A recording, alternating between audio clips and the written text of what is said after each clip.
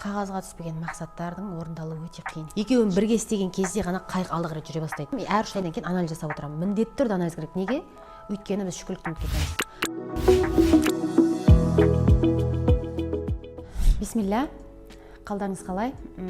Бүгінгі видеода көп сіздер сұрайтын қалай армандау керек, қалай дұрыс армандаймыз, менің армандаған армандарым орындалмайды деген тақырыптарды сөйлесетін боламыз.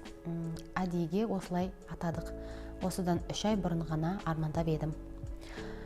Видеоны міндетті түрде соңына дейін көріңіздер, өйткені расменде мықты фишкалар болады. Ең алдымен бөліскім келеді. Кез келген арманды жасайтын кезде ол арманды, мен сіздер қазір фишкасын айтамын, бір керемет бір сиқырлы таяқша жоқ, міндетті түрде ол арманды жазу керек. Қағазға түспеген армандар, қағазға түспеген мақсаттардың орындалуы өте қиын, шынымен де.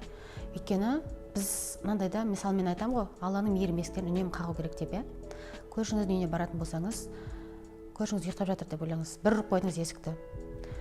Анасын тағы ұрып қойдыңыз, ол естімейді да, ол оянбауы да мүмкін, ұйықтап жатқан болса. Ашады ма, есік ашпайды ма? Сіз тоқтамай ұрған кезде ғана ол ашылады есік. Ол элементарный есікті. Әрине, Алла кең, Алла шектеусіз. Алланың мейірім есіктерін біз тұрақты түрде тоқтаусыз қаққан кезде ол мейірім есіктер ашылады. Иншалла. Не үшін айтып тұрмын бұл нәрсені? Армандарыңыз бен мақсаттарыңызды қағазға түсіріп жазған кезде, оны жиі күніне бір рет көзіңізге көрсетіп есіңізге алған кезде, иншалла, тіпті дұғаларыңызға да күнделікті қосқан кезде, тұрақтылық жасаған кезде олар орындала бастайды. Иншалла. Және сенім өте маңызды бұл жерде. Сондықтан қолыңызға қағаз бен ручканы аласыз да, міндетті түрде жазасыз. Бірақ алдымен барлық армандарыңызды, бүткіл армандарыңызды қағазға жазыңыз. Мынандай да, орындалмай қалады-ау деп ештеңені ойындамаңыз, прям барлығын жазыңыз түзіп. И соның ішінен енді фильтровка жасаңыз да, бір қызыл ручканы алып аласыз ба, соның ішінен дәл қазір маңызды дегендерге галочка қойып шығыңыз. Болмаса әйтеуір белгі қойып шығыңыз. Яғни маңызды дегендерді алыңыз. Сөйтіңіз да, бірінші бетке дәл қазір маңызды, дәл қазір қатты жеткіңіз келіп тұрған арманыңызды жазыңыз. Бір бетке. Жаздыңыз, бірінші список жазыңыз, оның үшін сортировка жасадыңыз. Енді бір жап-жаңа бетті ашамыз, дәптердің бір бетін ашамыз да, бір арманымызды жазамыз. И енді соны детально жаза бастаймыз. Мысалға, егер үйді армандайтын болсаңыз, ол үй қай жерде? Ол үй неше бөлмелі, ішінде не бар, кімдермен тұрасыз, не үшін оны алғыңыз келеді, қай районда, қай қалада, ішінде қандай эмоциялар бар, прям сезініп, эмоциялардың барлығын көз алдыңызға елестетіп деген сияқты да.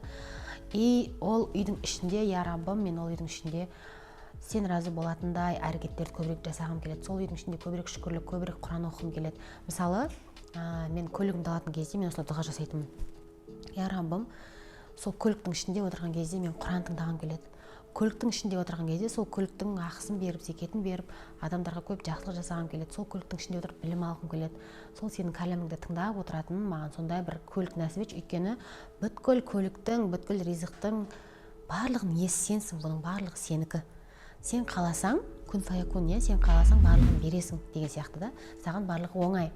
Яғни өзімдікін мысалға алатын болсам, мен осы көлікті алғым келетін кезде енді қаншама көліктерді ауыстырып жүрмін ғой, альхамдулилля, Алланың жәрдемімен. Бірақ осы соңғы көлігімді алатын кезде мен сол көліктің прям детально барлық суреттерін қарап, мен аваға қойып алатынмын, кәдімгі дейді. И тура Әл-Фарабиде көп жүреміз ғой, Есентайдың жанынан Әл-Фарабиден тура сол көлікті айдап өтіп бара жатқан сияқты. Ішінде как будто шынымен Құран тыңдап, бір рахаттанып, энергиям толық кетіп бара жатқан сияқты. И ол кезде менде қандай эмоция болады, қандай сезім болады. Сол эмоцияларды қайта бір сезініп жатқан сияқты. Шынымен де бір сондай, оны алған кезде сосын өзімнің айдап жүрген кезде бір кімдер бар ішінде, кімдермен жүрмін, қай жерге барып жатырмын. Осының барлығын көп ойлап елестете беретінмін. Және шынымен де күніне бір рет маған солай үйретті да, жалпы, мен қаншама сабақтарға қатыстым ғой. Бір бетке тек қана бір ғана арманыңды жаза, соны толтыр дейді да. Барлық эмоциялардың сол арманыңа қатысты, мысалы, ол машинамен қалай жүрсің, не істейсің, қайдан алдың, қандай марка, кімдер бар оның ішінде, қандай сезім сезінесің, қандай эмоция бар. Жалпы бір арман төбесіне жазып қойып, бір беттің барлығын сонымен толтыр дейді. Сосын екінші бетті ашқаннан кейін одан кейінгі арманыңды жаз, тағы солай бетті толтыр дейді да. Біз мынандай да детально сұраған кезде де дұрыс сұрауымыз керек. мысалға мен айттым, мүмкін естеріңізде шығар, менің бір танысым Кореяға барғым келеді дей береді. Ана дорамалардың барлығын көрген адам өз подсознательно барғысы келе береді. Фокус деген фильмді көрген шығарсыздар. Тура сол сияқты касание деген нәрсе бар да біздің түпкі санамызға. Яғни дорамаларды көре берген адам Сеулге, Кореяға барсы, қазіргі жастардың, подростковый қыздардың көбісін қарасаңыздар, Кореяға барғым келеді, ана дорама көреді, олар сондай да. Менің де бір танысым сол айта береді, Кореяға барғым келеді. Я ол Кореяға барды, остығасы қабыл болды, бірақ ол саяхаттап барған жоқ та. Ол қызын емдетуге алып барды Кореяға. Я ол барды Кореяға, бірақ ол басқа себеппен, басқа жағдаймен барды да. Я Алла тағалам, маған көлік бер, маған машина бер, мені шетелге шығар. Бірақ не үшін, қандай жағдайда, қандай состояниеде детально сұралмағаннан кейін бұл дұға да дұрыс емес дұға да. Демек, бұның басында дұғаны сұраудан бұрын, бұның басында әдемелеп тұрып, бұның барлығын детально сұрайтыннан алдым, мен алдымен оның барлығын миымда отырып, а как бы я хотела, а қалай болған мен қалаймын вообще, әркімнің, окей, машина деген бір арман болу, мен әдеге бір материалды армандар айтып жатырмын да. Өйткені көбіміздің сұрайтынымыз осы армандар, көп маған келетін сұрақтардың да көп бөлігі осындай да. И мысал үшін жаздық па, бірақ әркімде әртүрлі не үшін алғыңыз келеді машинаны. Мен әке-шешемнің алдында осындай жақсы қыз болғым келеді, болмаса осындай мақтанғым келеді. Ол жаман нәрсе емес. Лучше ішіңіздегі осындай честно, өзіңізбен честно болып, не үшін екенін мойындаңыз. Шынымен я хочу доказать, я хочу показать. Мен анаған дәлелдегім келеді, мынаған дәлелдегім келеді, мақтанғым келеді. Прям бірінші елестетем, машинам бар деп елестетіңізші, мысалы үшін арманыңыз машина болса, и соны алған кезде ең бірінші ойыңызға не келеді? Вау деп адамдар құттықтап жатыр сізді. Өзіңіздің қуанышыңыз есіңізге түсе ма бірінші, или адамдардың сізді құттықтап жатқан еске түсе ма? Өте маңызды да бұл нәрсе. Яғни сіздің арманыңыз өзіңіз үшін емес, біреулер үшін болуы мүмкін. Есіңізде болсын, біздің миымызға өзінің ғана хозяйны маңызды. Яғни ол менің миым өзім үшін, өзім қалаған, өзімнің шын желанием болған нәрселерді ертерек орындауға тырысады. Оны орындайтын кезде, ол әрекетке де көшуге барған кезде, басқа идеяларды беретін кезде ол жеңілдетіп қояды да. Ол ми деген сондай. Ал біреудің жаңа навязан арманы, біреулер үшін, ата-анам үшін, біреу үшін, күйеуім үшін деген армандарды ми біледі. Ол менің хозяйным емес, ана басқа хозяйынның арманы ғой, мақсаты ғой дейді да. Оған үнемі сопротивление, оған қарсылық, әйтеуір осындай кейін бірдеңелер шығара береді. Көзімізге еле көрсетпейді, или біз көрмейміз ондай идеяларды. Сондықтан шынымен де арман мақсатсыздық болу керек. Және жазылу керек. Мен білетін жалғыз жол бұл жазу. Шынымен де жазасыз. Өзім де қазір таңғалып отырсам, 3 ай әдейіге жазғаннан кейін армандар дәптер деген менде бар да, специально жазамын. Жазып болғаннан кейін мен тексеремін, міндетті түрде мен әр 3 айға жазамын, әр 3 айда анализ жасап тұрамын да, сызамын ғой. Қалайша сонда бұл не сиқыр, сонда қалайша орындалып кетеді бұл нәрселерді. И просто жазып отқан кезде мен жаза саламын да. Осыдан бір 3 ай алдын жазған кезімде әр кварталға жазамын, мысалы жазда 3 ай бар, күзде деген сияқты да. Мен солай жазамын, әр 3 айдан кейін анализ жасап отырамын. Міндетті түрде анализ керек. Неге? Өйткені біз шүкірлікті ұмытып кетеміз. Барлықтарыңыз дәл қазір осы состояниеде жатқан кезде, дәл осы бүгінгі күнді көбіңіз армандадыңыздар, біз көбіміз армандадық, бірақ оны ұмытып кеттік та. Алла бізге беріп жатыр, бірақ біз оны да ұмыттық та. Яғни шүкіршілік етсеңдер арттырамын деді ғой, біз шүкірлікті де ұмытып кетеміз кейбір кезде. Ол үшін қайтадан артқа қайтамыз да блокнотымызды қараймыз. Міндетті түрде анализ жасау керек. Осыдан 3 ай бұрын ғана мен просто жаза салған болатынмын да. Rolex-тің сағатын алам, мынандайын алам, мынандай деген сияқты. И сенесіздер ме, ол жазғанды ұмытып та кеттім. Дубайға барған кезде өзі солай Алла тағала бәрін солай реттеп қойды. Шынымен де мен сол Rolex алдым. Біреу оған әсер етті, мынандай болды, скидка болды, мынандай. В общем, ойыма да кіріп те шыққан жоқ вообще. Планымда да жоқ еді, бірақ солай жазып қойған есіме түсті да. Кейбір кезде біз детально жазбаған нәрселерді де Алла тағала біз сұрамаған нәрселерді біз сұрамасақ та беріп жатады да. Бірақ біз біз кейбір кезде ойлаймыз ғой, біреуге бір байлықты үйіп төгіп беріп жатса, барлығын орындап жатса, ол адамның сынағы жоқ деп. Осы байлықтың, осы нығметтердің өзі бізге беріліп жатқан бір тест, бізге беріліп жатқан емтихан болуы мүмкін, бізге беріліп жатқан сынақ болуы мүмкін да. Шынымен оны не үшін қалаймын, мен бұл нәрсеге шүкірлік айтып жатырмын ба, айтып жатқан жоқпын ба деген сияқты. Сондықтан арманымыз орындалатын дейтін болсақ, біз ол нәрсеге эмоция қосуымыз керек. Міндетті түрде. Сезім, эмоция деген нәрсені қосу керек. Менің арман, мақсат, жоспар деген курсым бар. Білмеймін кім оқыды, кім оқымады. Сол жерде детально барлығын айтқан болатынмын. Яғни сіздің миыңыздағы установка өте маңызды. Арманыңызды жаздыңыз, бүткіл арманыңызды, сосын сортировка жасадыңыз. Одан кейін бір ең главный арманды алдыңыз да соны детально жаза бастадыңыз. Енді осы арманыңыз орындалып кетті. Аз уақыт орындалып кетсе не болады? Қандай жағдай болады? Что будет плохого?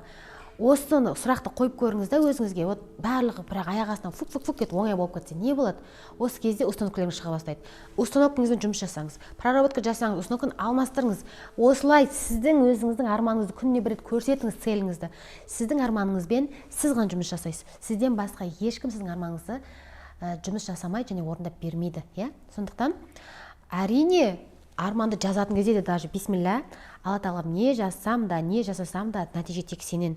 Мен тек қана сенің құлың, әлсіз құлың ретінде мен тек қана үміттенемін деп бар бисмилля деп барып жазамын. Ең соңында міндетті түрде, я Раббым, осы жазған армандарымды, осы жазған жоспарымды, тіпті күнделікті жоспар жазатын болсам, мен міндетті түрде артынан дұға жасаймын да, я Раббым, мен осы жазған жоспарымды сенің рахымыңмен, сенің ризалығыңмен, сенің поддержкаңмен, қолдауыңмен, мейіріңмен жеңіл түрде орындалуын өзіңнен ғана сұраймын. Сен маған поддержка берші, сен маған қолдашы, аумин деген сияқты да. Шынымен де армандарды жазғаннан кейін күніне бір рет арманыңызды еске алыңыз, болмаса жазыңыз, болмаса қайтадан оқып шығыңыз, или көзіңіз көретін жерге іліп қойыңыз, телефонның бетіне қойып қойыңыз. Ми бірдеңені касание деген нәрсе бар. Мынау Стивен Ковидің 7 касание деген техникасы бар, білесіздер ме, білмейсіздер ме, маркетолог болса біледі арамызда. Адамның көзіне бірдеңені көрсете берген кезде, адам подсознательно, автоматты түрде сол нәрсені бар таңдай бастайды, оны миы да. Яғни сол нәрсеге баратын жолдарды іздестіре бастайды. Сосын оны жазып болдыңыз ғой, ары қарай енді мен осы арманға жету үшін қандай қадамдар жасай аламын? Бұл план действий деп аталады, яғни әрекеттер тізімі. Міндетті түрде сол жерге жазыңыз. Осы жалпы бір арманға бір бетті арнасақ болады. Ол үшін не істей аламын, неден бастаймын деген сияқты да. Барлығын осылай адам сиятындай, адамның миы сиятындай қылып логично жазған кезде тек қана арманда отыра бермей, әрекет барлығын бірге қосып істеген кезде ғана бұл орындалады. Мысалы, көлдің ортасында қайық жүр, қайықтың екі ескегі бар, иә. Біреуі жаңағыдай біздің дұғаларымыз, біреуі әрекетіміз. Тек қана дұғаны жасай берсек, бір орында тұра береді, бір ескекті есе беретін болсақ. Тек қана әрекет жасай беретін болсақ, бұл да тұра береді. Екеуін бірге істеген кезде ғана қайық алға қарай жүре бастайды. Сондықтан сіздің дұғаңыз бен әрекетіңіз екеуі бірге жүрген кезде ғана орындала бастайды да. Және бұл армандарды, дәл сіздің арманыңызды не үшін ол армандап жатырсыз өте маңызды. Не үшін, түпкі ниеті не оның? Осы кезде шыға бастайды, біздің нағыз установкамыз. Яғни, қандай әрекеттерді дәл қазір жасап бастап кетуім керек? Мен қолымнан бұл үшін не келеді? Тек қана біреулерден барып жаңағыда адам баласын дәмеленбейміз, соны білесіздер, иә? Тек қана жаңағыда Алладан сұрап қана отыра бермеймін. Мен Раббым құлың ретінде қандай әрекеттерді жасаудың барлығына дайынмын. Маған бірақ сол әрекеттерді көрсетші. Осы арманға жету үшін, осы мақсатыма жету үшін маған сол әрекеттердің тізімін, әрекеттердің қадамын көрсетші, мен жасауға дайынмын. Егер бұл нәрсе менің бұл өміріме, ақыретіме қайырлы болатын болса, Раббым, сенің қолыңнан келмейтін нәрсе жоқ. Мен үшін осы бір арманға жетуімді жеңілдетіп қойшы. Барлығын тездетіп қой, оңайлатып қой. Ең бастысы сенің разылығымен болсын барлығы деген сияқты. Мен үшін енді номер 1 нәрсе ол жазу, сосын дұға. Жазу, сосын дұға да. Жазған қағазға жазбаған армандар ол орындалады деген нәрсеге білмеймін. Мен маман ретінде сенбеймін ол нәрсеге. Сондықтан ескеретін тағы бір нәрсе сиқырлы таяқша жоқ, иә? Өзіңіз жасайсыз, есіңізге түсіресіз, барлығын постепенно сенім маңызды, өте маңызды бұл жерде сенім деген нәрсе, вера, шынымен де Алла үшін невозможно нәрсе жоқ. Мен оның мүмкіндігіне сенемін. Мысалы, мен үлкен зекет жасайтын кезде, үлкен садақалар, біреуге сыйлық жасайтын кезде, мен осылай дұға жасаймын. Я Раббым, ризық сенікі. Сенің маған берген ризығыңды сенің құлдарыңды қуанту үшін жұмсауға ниет еттім. Деген сияқты ризық сенікі, просто сенің ризығыңды ортада мен инструмент ретінде себепші болып, сенің құлыңды қуантуға бара жатырмын деген сияқты да. Раббым, ең бастысы сен разы болшы. Деген кезде сенесіздер ма? Ол еселеп тұрып маған келеді да. Неше рет уже менің өмірімде болды бұл нәрсе, бірақ Алламен есеп доғыр болып кетпеу керек та. Мен біреуге сыйлық берем, болмаса садақа берем. Аллахым, сен маған 10 есе оны қайтарып бересің деген сияқты. Жоқ, бердіңіз ба, ұмыт кету керек. Шынымен де ол ұмытуды да мен көп жұмыс жасадым. Берген сыйлықтарыңды, берген садақаларыңды ұмыту деген нәрсе привычкаға айналдыруға болады бұл нәрсені де. Вот біз ұмытып кеткен садақалар кейбір кезде өмірімізге тосынсый болып келіп жатады, 10 есе болып, иә? Бірақ біз ана есеппен берген садақалар ол бәрібір есеппен тұрады да. Сондықтан бұл жерде арманды садақамен байланыстыру, иә, шүкірлікпен байланыстыру өте маңызды. Яғни нені дәл қазір бастап кете аласыз, сол нәрселерден бастап көріңіз, иә. Қарапайым ғана нәрселер, иә, мен барлығын пошагово айтып өттім, жасап көрсеңіздер болады. Просто Алла бұйыртса бір күні өзімнің осы армандар дәптерімді, блокнотымды көрсетіп, мүмкін кәдімгідей анық сіздерден жасырмай, енді видеоға түсіріп, мүмкін көрсетуі мүмкін. Мынау сіздер маған барынша ашық болсаңыздар, мен сіздерге ашық боламын, иә. Ең бастысы Алла сіздің де біздің де қандай да бір армандарымыз бар, қандай да бір қайырлы мақсаттарымыз бар, барлығын өзі разы болатындай, иә. Өзінің поддержкасында, өзінің қолдауында, өзінің мейірімінде жеңіл, тез орындалуын нәсіп етсін әрбірімізге. осы видеоның астына келесі тақырыпта қандай сұрағыңызға жауап бергенді қалайсыз, қандай тақырыпты қозғағанды қалайсыз, міндетті түрде жазып өтіңіздерші. Өйткені сіздерден обратный связь біз үшін өте маңызды. Әрбіріңіздің жауабыңызды комментарийде күтеміз. Алла әрбіріңіздің шын жүрегімен сұраймын, әрбір оқырманның арманын өзінің мейірімімен тез, жеңіл, оңай орындалуын нәсіп етсін. Аумин деп қояйық, және бүгінгі эфирімізді, бүгінгі видеомызды осымен аяқтайық. Сау болыңыздар. Құрметті ютубтағы оқырманым, біздің видеоларымыз сізге пайдалы болса, подписка жасап, қоңыраушаны басуды ұмытпаңыз, және басқалармен де бөлісіп комментарийіңізді жазып кетіңіз.